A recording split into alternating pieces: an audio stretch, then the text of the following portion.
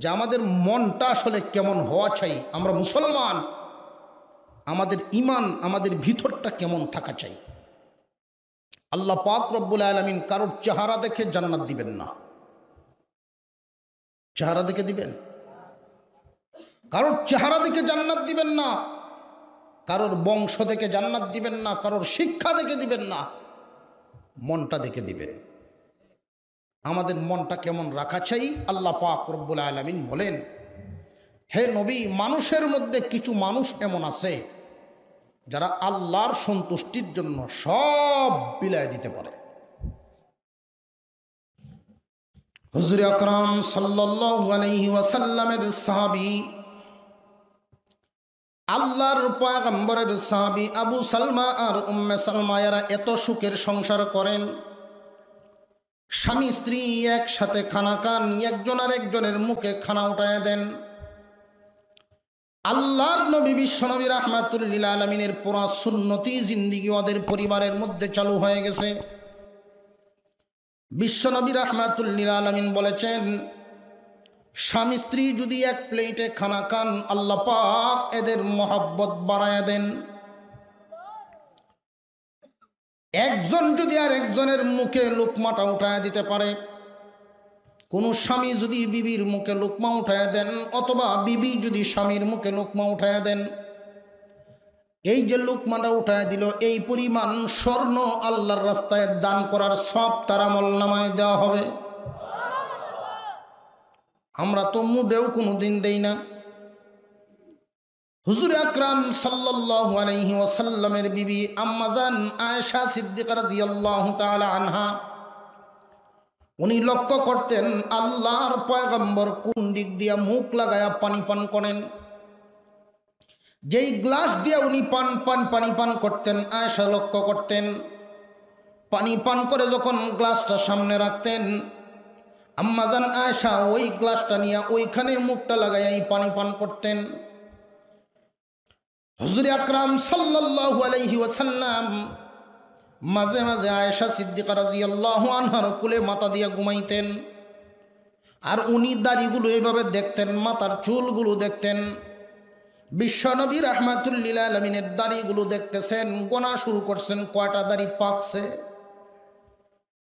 শামাইলে তিরমিজির মধ্যে উল্লেখ করা হয়, আম্মাজান আয়েশা সিদ্দিকা রাদিয়াল্লাহু আনহা বলেন, আমি গনে গনে দেখলাম আল্লাহর পয়গম্বরের 17টা দাড়ি পেকে গেছে।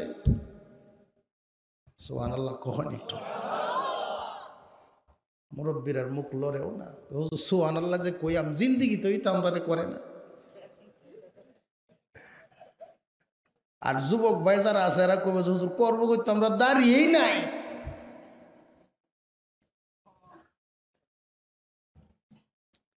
হুজুর আকরাম সাল্লাল্লাহু আলাইহি ওয়াসাল্লামের তরিকা সংসারের মধ্যে মিল মোহব্বত জারি করে দেয়। কোন সুবহানাল্লাহ।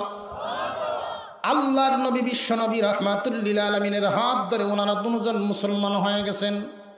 একজন আর একজনকে ডাক দিয়ে বলেন, স্বামী হে, আমার সাথে একটা কথা দেন, যদি আমি আপনার আগে ইন্তেকাল করি আর কোনো বিয়ে করবেন না, কথা দেন। আর আপনার সাথে আমি কথা দিলাম, আপনি যদি আমার আগে দুনিয়ার জমিন থেকে বিদায় হয়ে যান, আমিও কোনো স্বামী গ্রহণ করব না। আবু সালমা ডাক দিয়ে বলেন, বিবি রে, এই কথা বলা যাবে না, কারণ তুমি একজন মহিলা, আমি একজন পুরুষ। আমি যদি দুনিয়াতে জীবিত থাকি তাহলে আমার রুজি রোজগার আমি করতে পারবো, আমার কাজগুলো আমি করতে পারবো। কিন্তু তুমি একজন মহিলা, আমার ইন্তেকালের পরে তোমাকে দেখাশোনার দায়িত্বটা কে গ্রহণ করবে? তুমি কার ছায়াতলে থাকবে? বরং আমি অনুমতি দিলাম, আমার ইন্তেকালের পরে যদি আমার চাইতে যোগ্য কোনো স্বামী পাও তাহলে তুমি গ্রহণ করে নিও। আর আমি কথা দিলাম, তুমি যদি আমার আগে ইন্তেকাল করো, আমি দ্বিতীয় কোনো সংসার করব না। এই কথাবার্তা হয় এমন স্বামীর মধ্যে, এমন স্ত্রীর মধ্যে যাদের মধ্যে মিল কম না বেশি। হুজুর আকরাম সাল্লাল্লাহু আলাইহি ওয়াসাল্লাম হিজরত করে যখন মক্কা থেকে মদিনায় চলে গেলেন, আবু সালমা আর উম্মে সালমা তারা দুইজন আলোচনা করেন, স্বামী হে, যেই শহরে রসুল নেই ওই শহরে আমরাও থাকব না। আল্লাহর নবীর সাহাবীরা বিশ্ব নবীকে এতটাই ভালোবাসতেন, নবীর চেহারা দেইকা সাহাবায়ে কেরামের ক্ষুধা নিবারণ হয়ে যেত।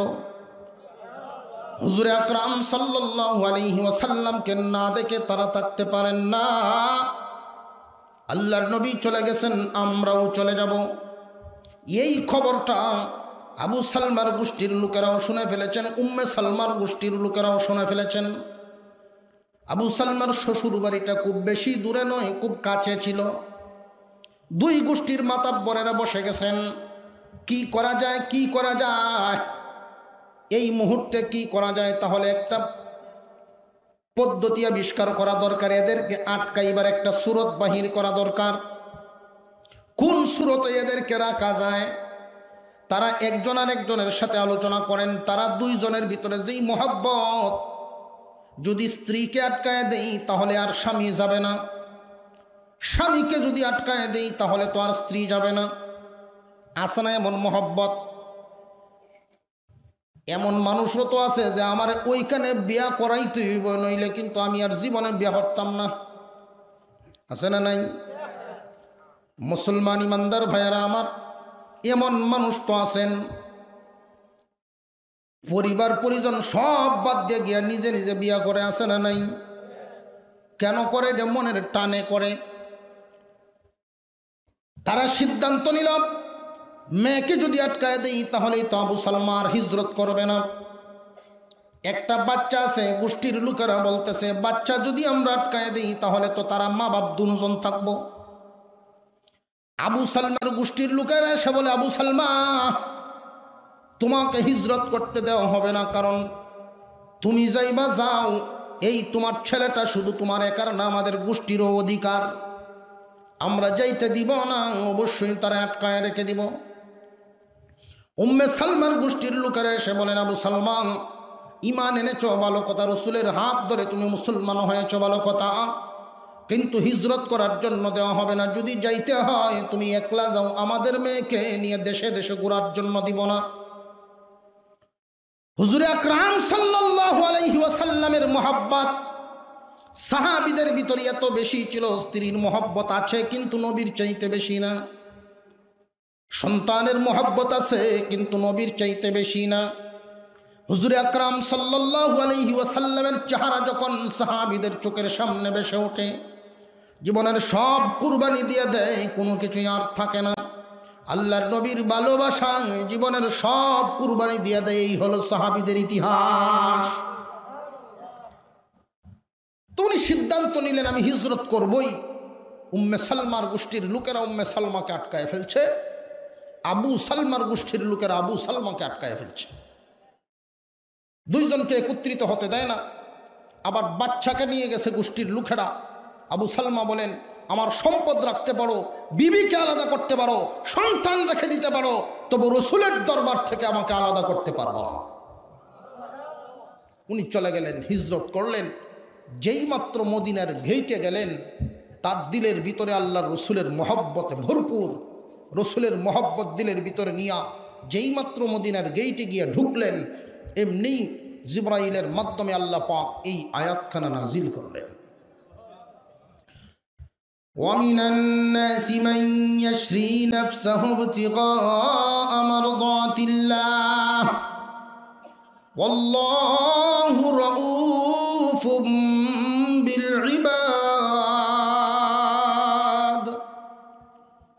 আল্লাহ পাক রব্বুল আলামিন বলেন, হে নবী, মানুষের মধ্যে এমন কিছু মানুষ আছে যারা আল্লাহর সন্তুষ্টির জন্য সব কুরবানি দিয়ে দিতে পারে, এমনকি নিজের জীবন পর্যন্ত দিয়ে দিতে পারে। আল্লাহ পাক বলেন, জানায় দিন এদের প্রতি আল্লাহ রহম হয়ে যান। একজন মানুষ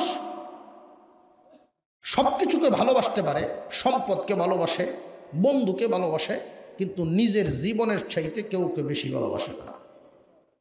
বাসে যদিও কয়, অনেকেই কয় যে আমার জীবনের চাইতে তোমারে বেশি মহব্বত করি, এরকম কই আছে না? এটা একটা বাটপারি কথা। অনেক স্বামী স্ত্রীকে বলে আমার চাইতে তোমার বেশি ভালোবাসে, একটা বাটপারি কথা। কারণ রাত্রে কয়টি সকালেই ফেস লাগে যায়, রাত্রে কয় সকালেই। যদি দেখা যায় রান্নাটা ঠিক মতো হইছে না, তেই দেখবেন ভালোবাসা যে কুদ্দে ফলাইছে আল্লাহ জানে।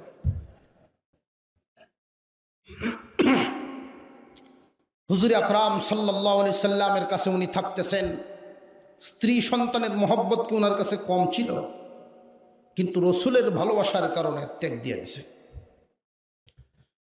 কিছুদিন যাইতে না যাইতেই মানুষ যখন মক্কা থেকে যান, তার কাছেই জিজ্ঞাসা করেন আমার সালমা কেমন আছে, উম্মে সালমা কেমন আছে। উনি মক্কার দিকে তাকায় থাকেন কোন দিন জানি তারা যায়, কিন্তু না, কেউ তো যায় না, তারা আসে না, অপেক্ষায় থাকেন, তারা আসে না, তাদের অপেক্ষা করেন। এইভাবে যাইতে যাইতে কয়েক মাস পর্যন্ত চলে গেল। দুই গোষ্ঠীর লোকেরা আবার বসে, আমরা তো চেষ্টা করলাম, চেষ্টা করে পারি নাই, আলাদা রাখতে পারি নাই, এদেরকে সুযোগ দিয়ে দাও, উম্মে সালমা তার সন্তান নিয়ে চলে যাক। সুযোগ দেওয়া হলো একটা কাফেলার সাথে। চলতে লাগলেন, যাইতে যাইতে যাইতে যাইতে মদিনার গেট পর্যন্ত গেলেন। এই রাস্তা দিয়ে যাচ্ছেন আর উনি মনে মনে ভাবতেছেন কয়েক মাস হয়ে গেল, তৎকালীন জামানায় তো মোবাইলের কোনো যোগাযোগ নাই, আমি আবু সালমার পিছনে গিয়ে চোখে ধরবো, বলবো চিনো কি আমাকে, বলো তো আমি কে,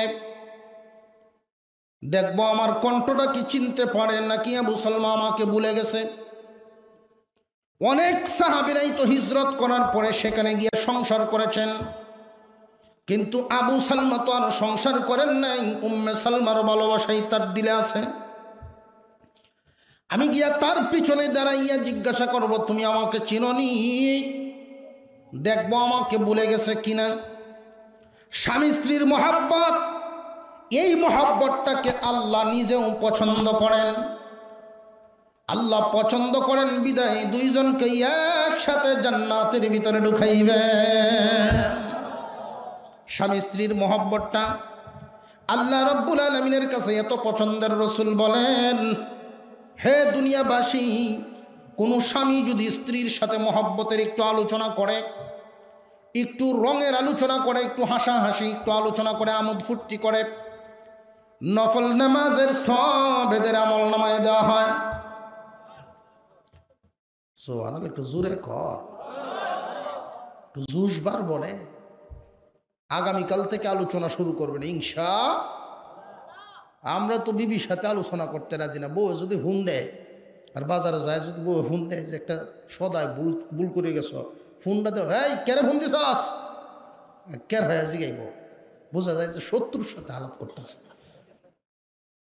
আর যদি আর কেউ দেয় ফোন, তে দেখুন যে বাপডা যে ধরে আছে না, বেআইনে ফোন দিছে, বেআইন আপনি তো আমার ভুললেই গেছেন গিয়া, ঠিক না বে ঠিক? অথচ ওই সুরটা বিবির সাথে দেওয়া দরকার, ওই সুরটা বিবির সাথে দেওয়া দরকার, দেয় বেজাগাত। কারণ আমরা কলব তো নষ্ট, কলব নষ্ট হয়ে গেছে। কেউ যদি শীতের দিনও কয় যে ফ্যানটা সার, তাহলে লোকটা সুস্থ না অসুস্থ। আর গরমের দিনও যদি কয় লেফ দে, সে অসুস্থ, মানে উল্টা।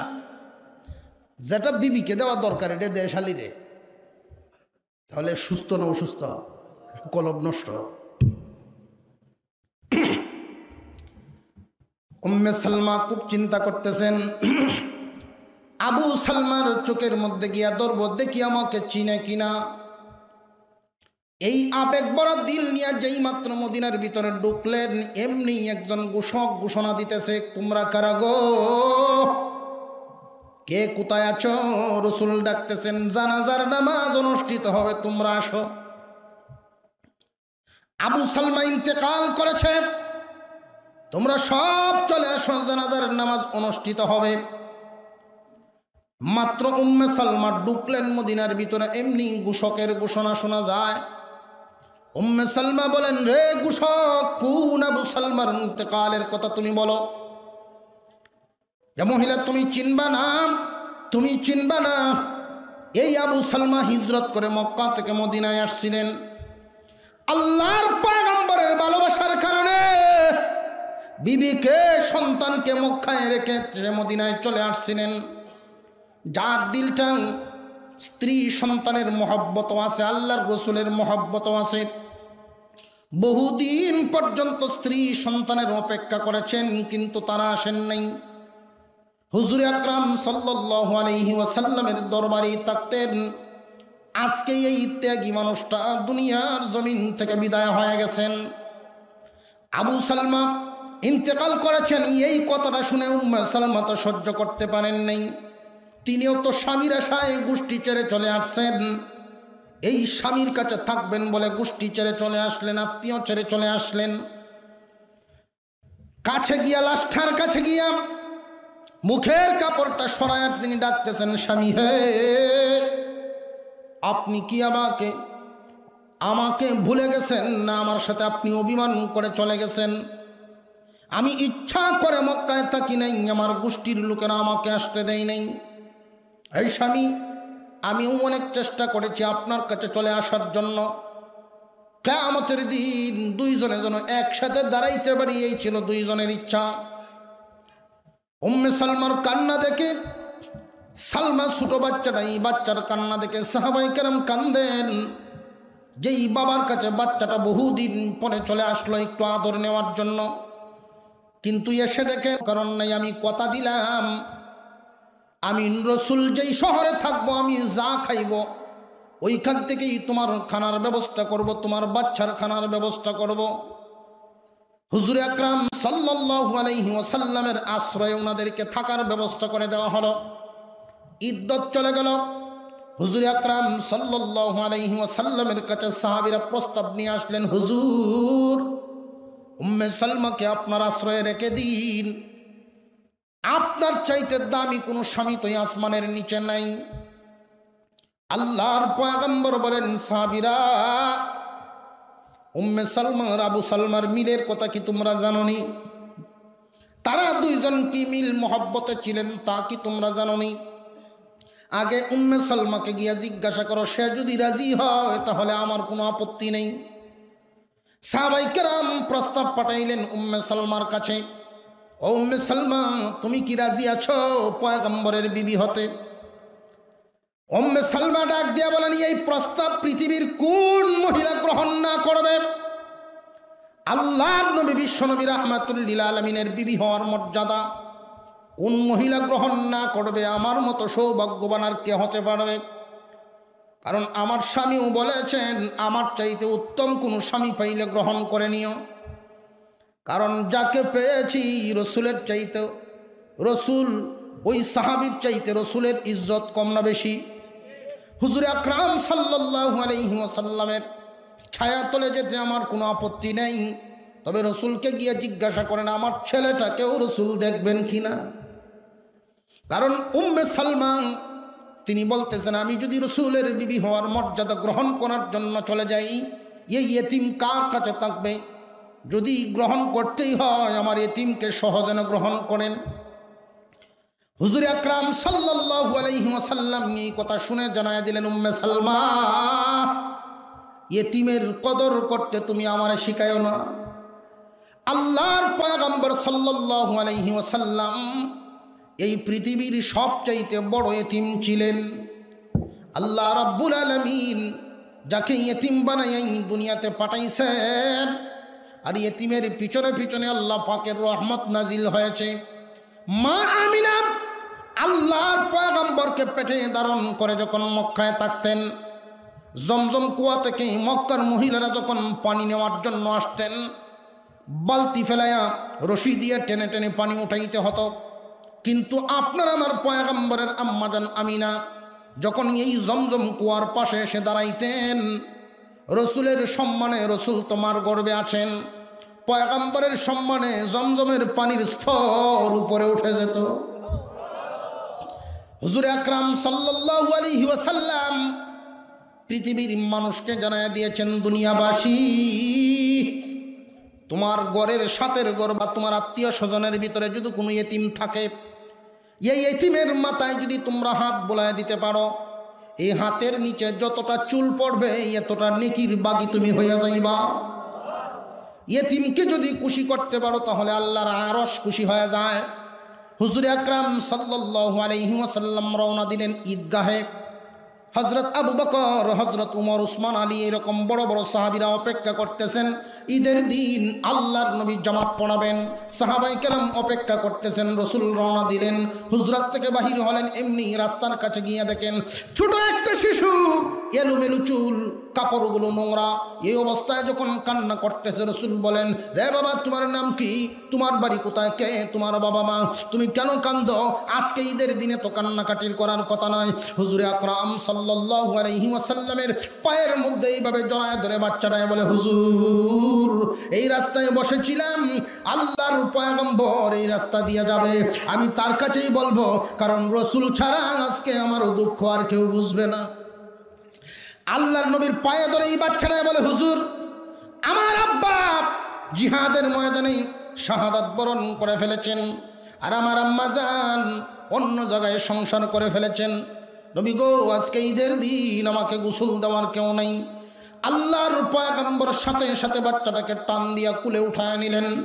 হুজুরে আকরাম সাল্লাল্লাহু আলাইহি ওয়াসাল্লাম ঈদগাহে গেলেন না, ঘুরে চলে আসলেন হুজরার দিকে। এসেই বলেন, আয়েশা, তোমার তো সন্তান নাই, নাও একটা এতিম বাচ্চা তোমাকে দিলাম, মনের মতো করে সাজায়া দাও। এই এতিম বাচ্চাকে যদি খুশি করতে পারো, আল্লাহর আরশ তোমার উপরে খুশি হয়ে যাবে। হুজুর আকরাম সাল্লাল্লাহু আলাইহি ওয়াসাল্লাম এই বাচ্চাকে সাজায়া সঙ্গে করে নিয়ে আয়েশা বিদায় দিয়ে দিলেন। হুজুর নিয়ে যান। এই বাচ্চাটাকে বললেন, তুমি আমার আঙ্গুলে ধরো। আল্লাহর পয়গম্বরের শাহাদাত আঙ্গুলের মধ্যে এই বাচ্চায় ধরেছে। রসুল সাথে করে নিয়ে ঈদগাহের দিকে যান আর জিজ্ঞাসা করেন, বাবা, আজকে তুমি খুশি নি?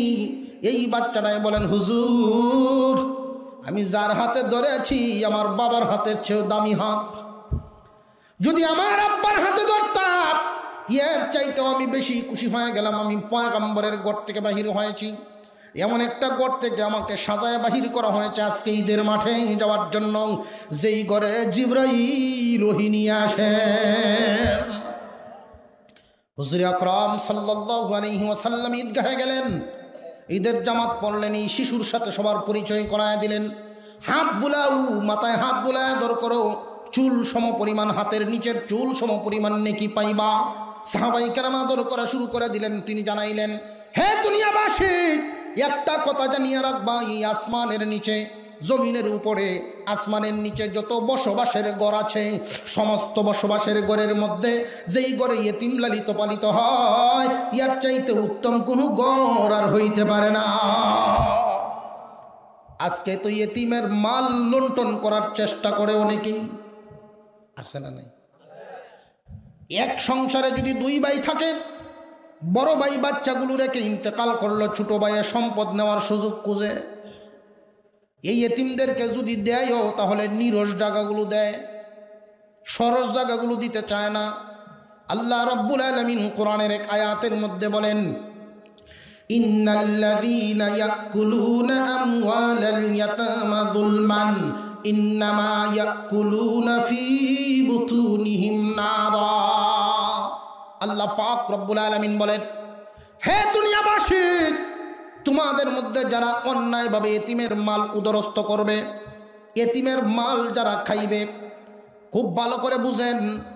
আল্লাহ পাক রব্বুল আলামিন এখানে উল্লেখ করেছেন, ইয়াকুলুনা আমওয়ালাল ইয়াতামা যুলমান, যারা অন্যায়ভাবে এতিমের মাল খাইবে, আল্লাহ রাব্বুল আলামিন বলেন তাদের পেটের ভিতরে যেন আগুন বললো। আগুনের কাজ কি? যেখানে যায় ফুরে ফেলাম। আল্লাহ রাব্বুল আলামিন এই কথার দ্বারা বুঝায় দিলেন, দুনিয়াবাসী, এতিমের মালকে আল্লাহ আগুনের সাথে তুলনা দিলেন। এই এতিমের মাল কেউ যদি নিজের মালের সাথে আনিয়া মিশায়, এতিমের মাল তো যাইবই, নিজেরটা লইয়া যাইব। কথা বুঝে আইতেছে না? এতিমের মাল যদি অন্যায়ভাবে কেউ খায়, হজম করতে পারবো না, সব শেষ হইব। খাসিরাত দুনিয়া ওয়াল আখিরাত, দুনিয়াও শেষ, আখিরাতও শেষ। সাবধান।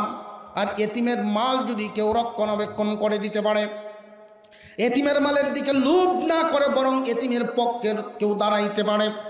হুজুর আকরাম সাল্লাল্লাহু আলাইহি ওয়াসাল্লাম বলেন, কেউ যদি এতিমের একটু উপকার করে দিতে পারে কিয়ামতের দিন এই দুইটা আঙুল যত কাছাকাছি ওই লোকটা আমি নবীর এত কাছাকাছি থাকবে। রাজি আছেন এতিমের উপকার করতে? কে কে রাজি? একটু হাত তুলেন দেখি। আল্লাহ কবুল করো। যারা ঘুমে একটু হাতটা তুলে দেন, সোজা করেন, আল্লাহ কবুল করো, বলুন আমিন। হাত নামা।